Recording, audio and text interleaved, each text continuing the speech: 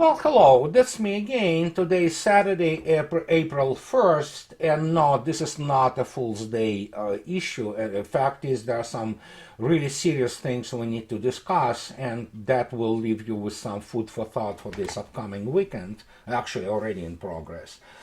And I will start with purely technological explanation because this issue pops up time after time after time. And I don't blame people who do not read my comments and responses on the discussion boards for my videos on YouTube.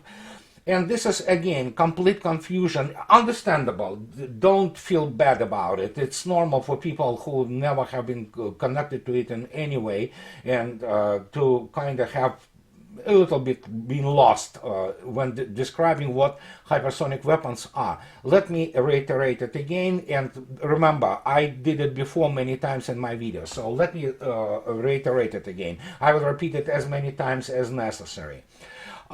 Hypersonic weapons, what we accepted today as such, as the type of the weaponry, is not what used to be known and used to be a kind of, haphazardly applied to such things as, for example, satellites. Satellites fly with, when we would measure it, something like Mach 27. Ballistic missile, intercontinental ballistic missiles fly with huge hypersonic speeds. The issue here, however, is the fact that all those weapons, all those ballistic missiles and satellites, and even International Space Station, while flying with a very high hypersonic speeds, they are not really hypersonic anything. The reason being that they fly in the space. They fly without the resistance of the atmosphere. There is a minuscule, there are a couple molecules here and there at the elevations they fly, but generally they fly in the vacuum. And in vacuum, you can accelerate from Mach 27 to Mach 270, and you will not feel that much difference. However, this is not the case with the atmosphere. And this is where it all comes down to. Are those ballistic missiles, there multiple, for example, re-entry vehicles, hypersonic? Theoretically, formally they are, because when you have, for example, the independent re-entry vehicle from the ballistic missile, separating from this bus, so-called, and entering Earth atmosphere, it becomes hypersonic in the not formal but technological sense. It's still flying with an incredibly fast speed, albeit it is still being basically slowed down by the Earth atmosphere. But here's the point: when you fly with the Mach 27, for example, they're entering what would be called a relatively dense atmosphere, which would be probably about around the height altitude of about 60-50 kilometers, gets a little bit more denser on the 30, and of course it's highly dense on the elevation or altitude of about 10,000 meters. So yeah, you experience all those impacts, so to speak, which the hypersonic weapon, real hypersonic weapon as we know it today, should experience. But of course, with such speed, you cover this distance in like instants, basically. And by the time you hit the target, it doesn't matter, But modern hypersonic weapons, which are real deal, what we're talking about, those are weapons which fly within atmosphere, within the relatively dense atmosphere. If you take a look at the Russian hypersonic glider Avangard, the first hypersonic strategic weapon, which is now officially deployed, the whole regiment is deployed, and the second one is coming online. They fly with the velocities way higher than Mach 20, and they glide, and basically like those bouncing stones, which we do, once in a while, throw across the water on the beach. They bounce off the atmosphere. They experience things which, for example, the warheads or independent re-entry vehicles do not experience, and they experience them for a fairly significant length of time. Especially so, it's true about what is known as quasi-ballistic, aeroballistic, air ballistic, air-launched ballistic. It's not really truly, well, it is ballistic, but again, it's such a difference. Because, for example, classic ballistic missiles, they hit the space, outer space essentially, with such things as Iskander, for example. They also can fly very high, but Kinzhal, which is a derivative of Iskander, flies all its flight, including its acceleration phase. It's all within the atmosphere. Then we go to Zircon. Zircon is not just atmospheric weapon. It is being driven by the air breather, scramjet. And except for Russia, nobody has it. And that's what is the difference. And when, for example, which people kind of got confused when I mentioned that the Grom 2 Ukrainian missile is hypersonic, it is hypersonic in a sense that when it enters atmosphere, it flies around Mach 6, the same as does Iskander. Iskander, in other matter, is a much more sophisticated weapon and much more mature, and what it can do also, it maneuvers. All modern hypersonic weapons maneuver, and that's what many people do not understand. In ballistic missile, you can actually predict its, calculate and predict its trajectory, and you can calculate the point at which the anti-missile meet with this, whatever it's going to be, Grom 2, what have you. But yes, like Iskander, not Kinzhal. Kinzhal is different. Kinzhal flies on a what would be called suppressed trajectory, much suppressed. They still, Iskander maneuvers.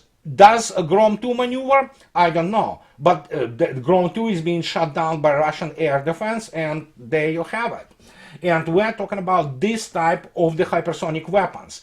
And that is where United States fails dramatically. It cannot develop that type of the weaponry. That type of the weaponry which flies on the either suppressed quasi-ballistic trajectories within atmosphere, let alone we're talking about something like Zircon that nobody except Russia has. So I hope this clears it a little bit. So yes, formally, anything which flies above Mach 5 is hypersonic.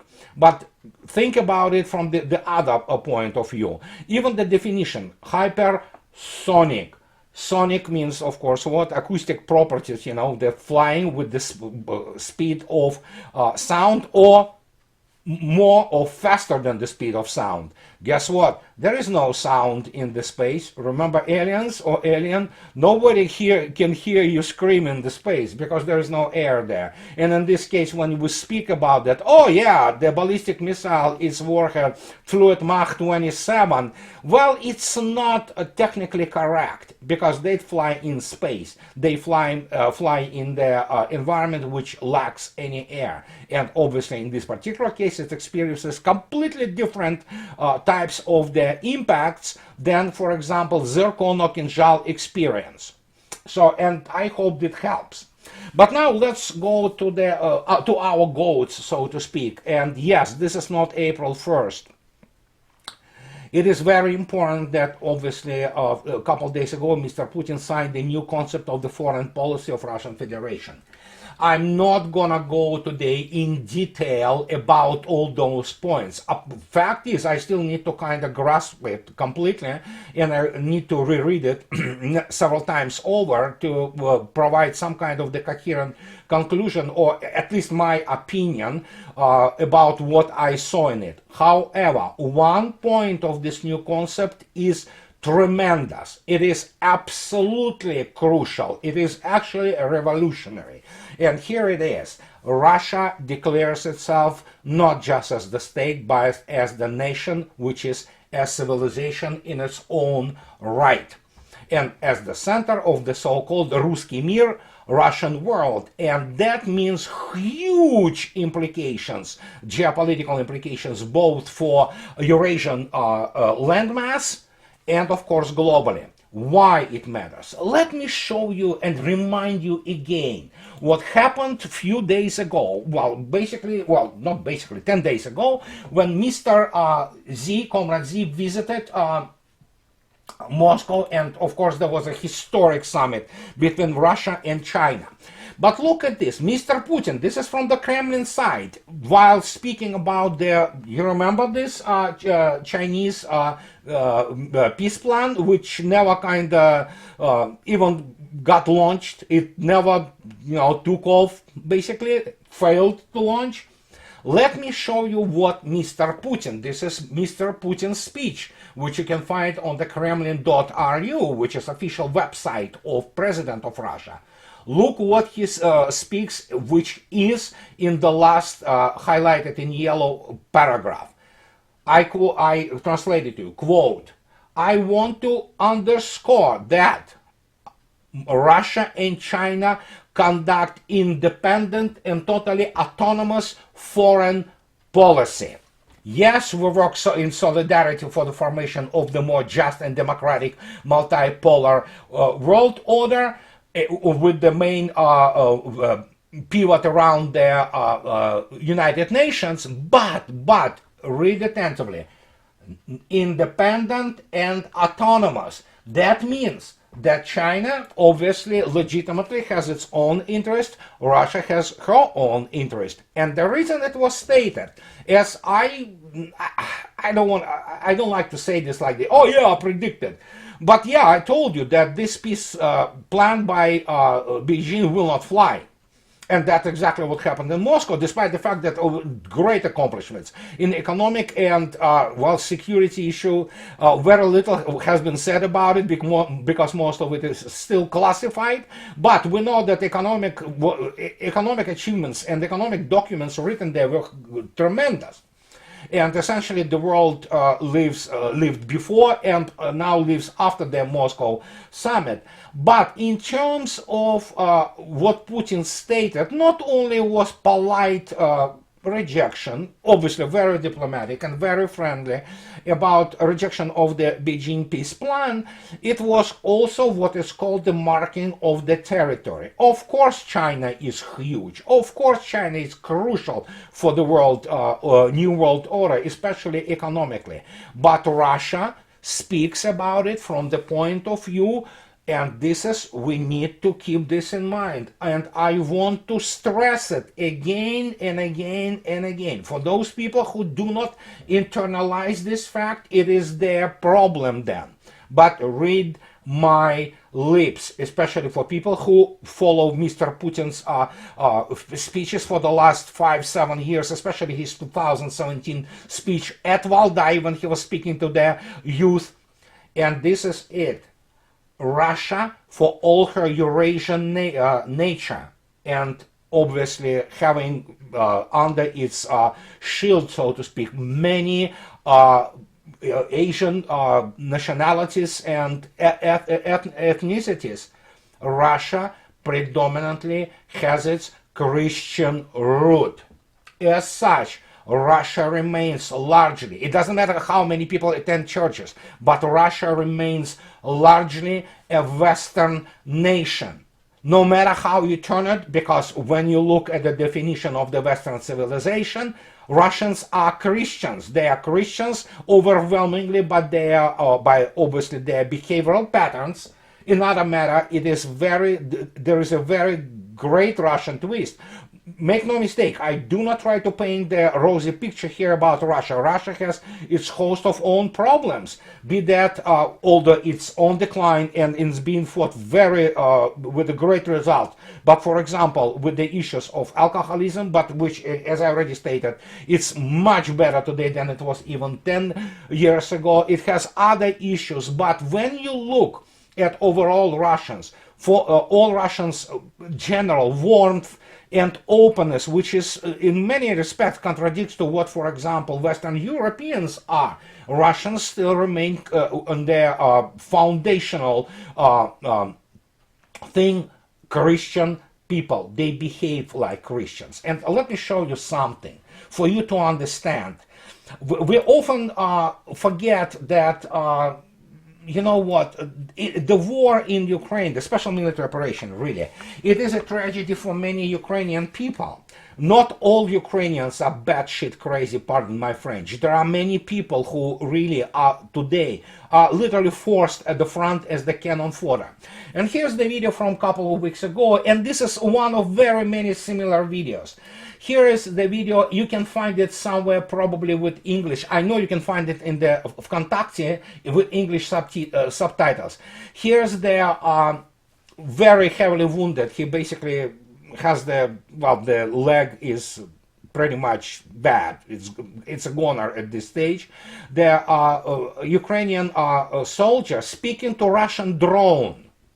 And basically, he shows them with the sign that, and you can, when you look at this video, you will say yourself that this Vasil soldier is a kind of guy who is in his late 40s, actually.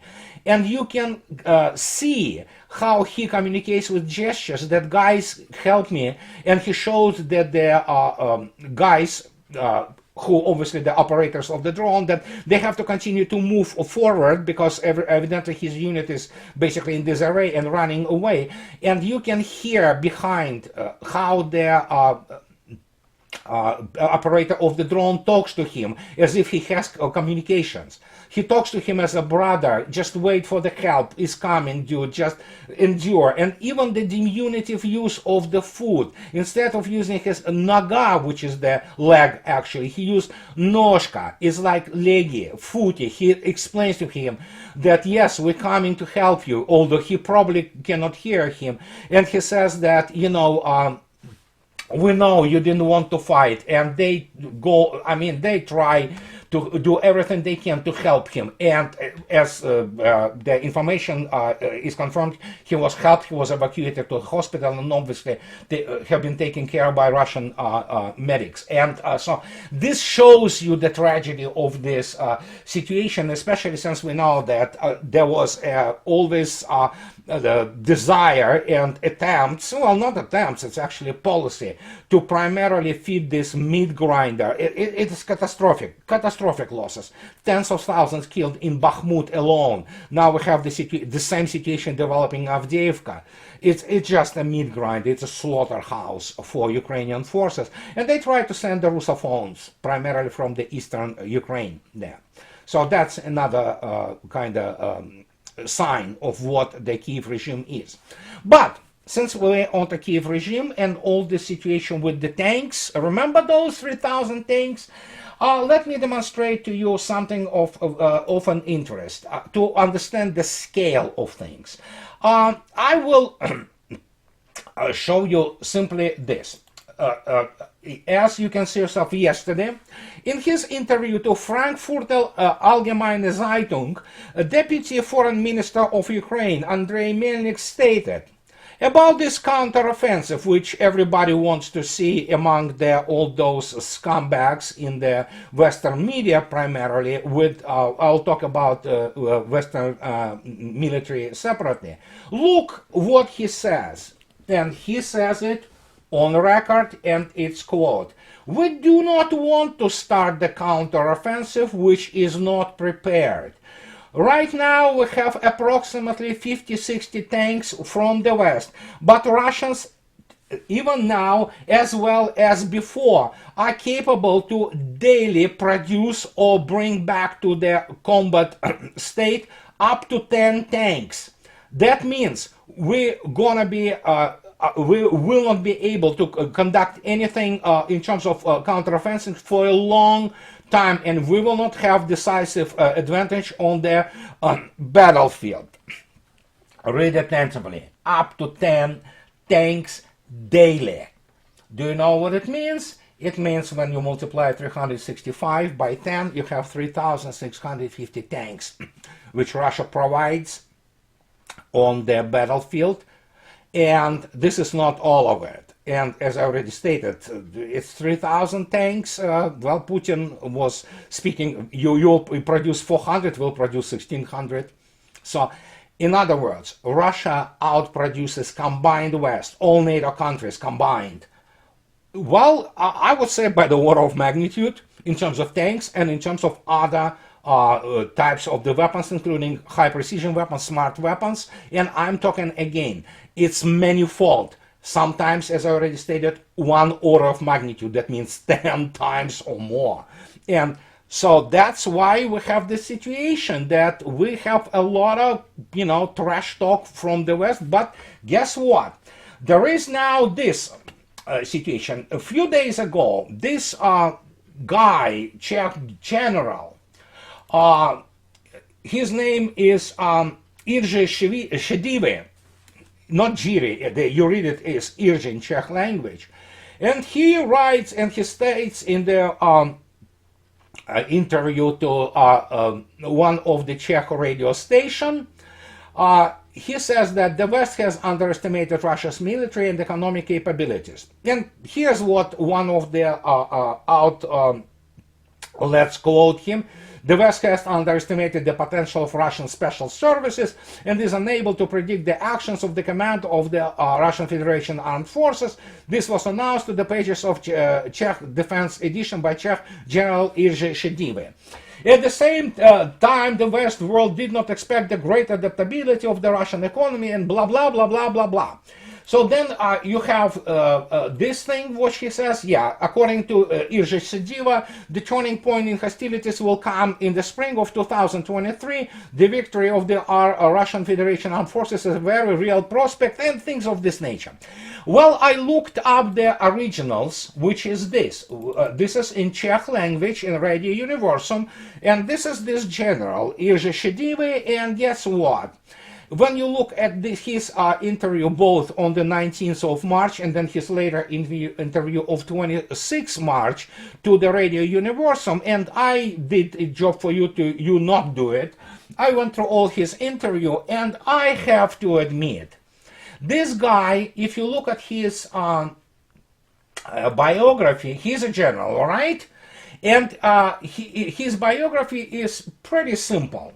He was the chief of the general staff of the armed forces of Czech army. It was from May 1998 to November 2002. And when you look at his biography, he is a general. He graduated some kind of the gymnasium and military university of the ground forces in Czech Republic, and then military academy in Brno. And then, of course, he studied for a year in the United States Army War College in Carlisle. Important thing which has to be understood. The guy, he actually started his service while Czechoslovakia essentially was still part of the Warsaw Treaty. But here comes this important thing which many people do not understand. And let me show you something which you have to keep this in mind. And this has nothing to do with insulting somebody like him, despite the fact that when you read his interviews, these are same old tropes about, West still being, predominant and Russians are being not really that competent, things of this nature. Tropes, canards, what have you, and he just, whacks a joke, political there, to the point of me, laughing out loud. Let me explain why I was laughing, and even those people who want to really make base their conclusions based on his interviews. Let me put it this way: 90% of those interviews are absolute delirium. But let me show you. Here is what Czech land forces are. You see this? And this is what the guy was part of, and he commanded. Well, basically the whole Czech army is 13,000 soldiers. Roughly speaking, it's one Russian reinforced division, or two reinforced brigades. And this is the whole land forces. As you can see yourself, you have 82 main battle tanks, they have it, and 385 armored fighting vehicles. To give you example, especially which ties in really well with the situation with the Russian production of tanks. Here's for today, I believe. Yeah, it's April 1st. If you can look attentively at how much or how many armored vehicles and tanks Russia destroyed in the last year, you can see yourself up to the 1st of April. It's 8,497 tanks and other armored vehicles. In other words, Russia annihilated 100 times more the tanks and armored vehicles than basically Czech army has. And when you talk about the guy like him who graduated especially the US Army War College, let me show you something. He never graduated as many of his colleagues, I'm pretty sure, and classmates. Some of them graduated this, which is of course legendary Soviet and now Russian Frunze Military Academy. It's actually, that's called Frunze Military Academy. It's more equivalent of the Army War College and High. Essentially, it is the Army Postgraduate School or Combined Arms Postgraduate School, essentially, where you get people and start preparing them from the brigade level up.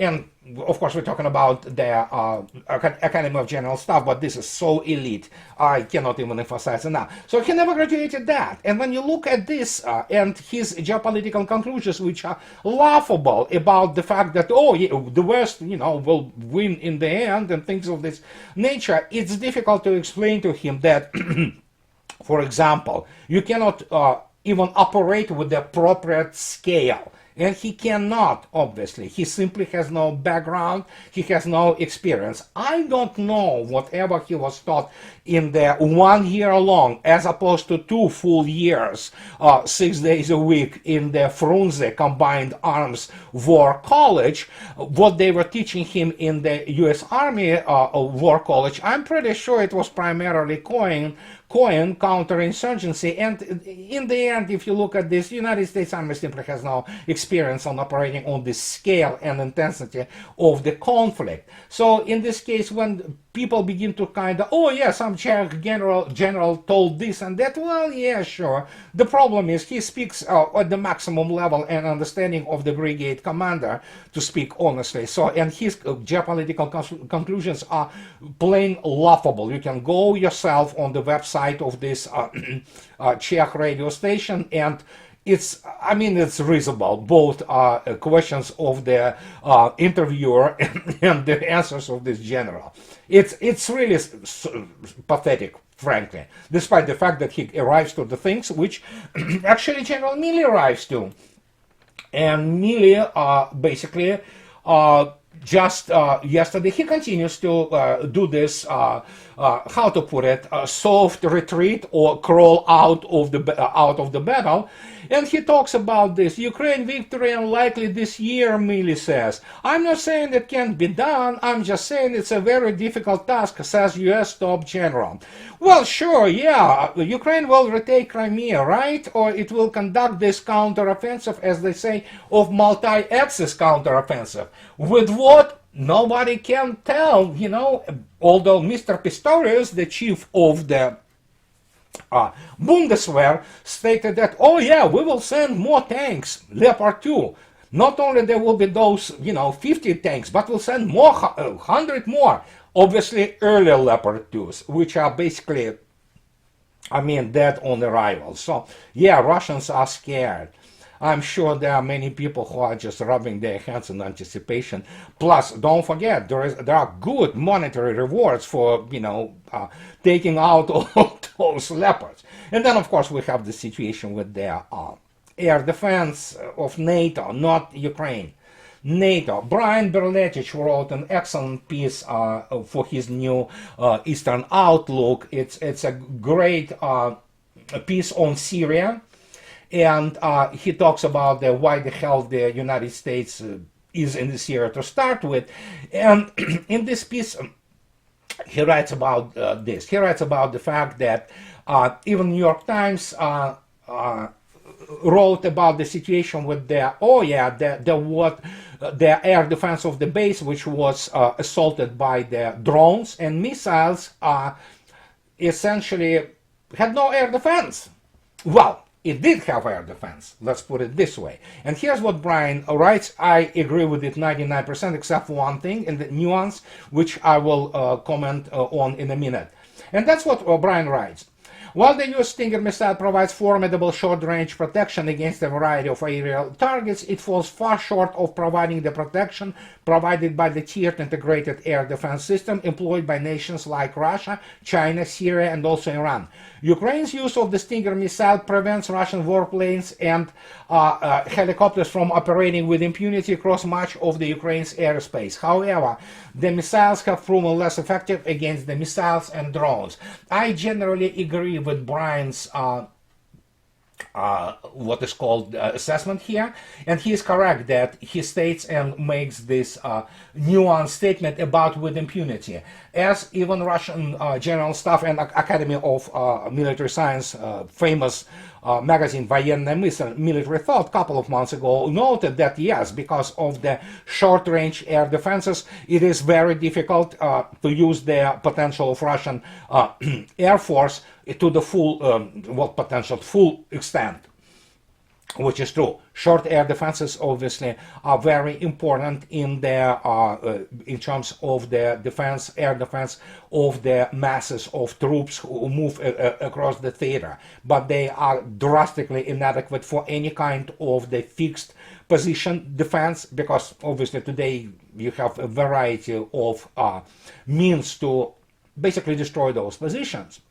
And when you look at this, you have to admit that yes, the Russian Air Force is not 100%. But if you ask me what is the efficiency of Russian Air Force at this stage, I would say probably 85, 95, between that percent. Yes, there is some impediment to operating from the lower altitudes, but do not forget also there are very serious electronic countermeasures and electronic warfare which exists in the theater there, and Russian aviation losses are really insignificant, despite the fact that they conducted already absolutely astonishing number of the sorties. Last time Shoigu spoke about it, when it was 2 weeks ago, it was 142,000 sorties by Russian aviation. So we probably will have another by the mid summer, I don't know, maybe another 60,000. So we're looking at gigantic number of sorties. So, and in this case, so while Brian is correct, you cannot do it with impunity, it's still pretty much the operational tempo and operations of Russian aviation, especially compared to the initial phase of the special military operation, improved dramatically. And even short-range air defenses are not as effective as they used to be. So, and this is what I wanted to tell you on this April 1st. And as always, guys, I want to really thank my wonderful patrons for supporting me. And as always, those who like what I do, please subscribe to my channel and please support me on Patreon or buy me a coffee or two. I really appreciate this. So guys, have a nice weekend, and just talk to you later. Bye bye.